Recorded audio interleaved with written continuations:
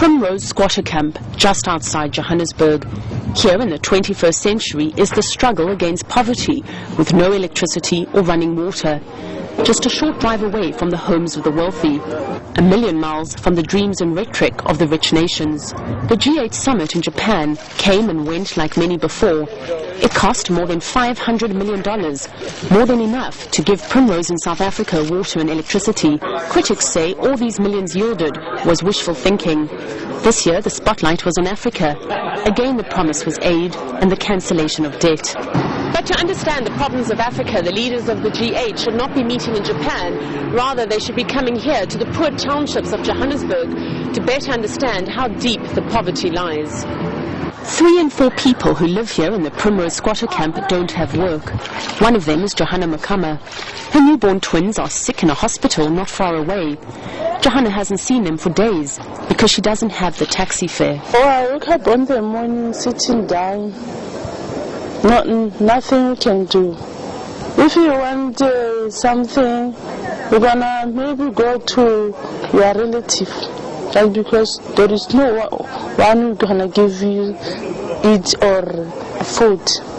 This is her one-room shack. She has no money for paraffin to keep the biting winter nights at bay. Like many here, shivering in the cold, she's never even heard of the G8. I don't hear that meeting because I don't have a radio. Me, I must tell you, what is G8? I don't know. G8. G8, what is a G8? For years, the G8's been promising to increase aid to Africa. Critics say progress is poor. They say the countries have handed over a mere fraction of the $35 billion they pledged. I think that what we've really got is a graveyard of broken promises throughout in terms of the G8. Lots of hope, but very little substance has been done. African leaders also stand accused.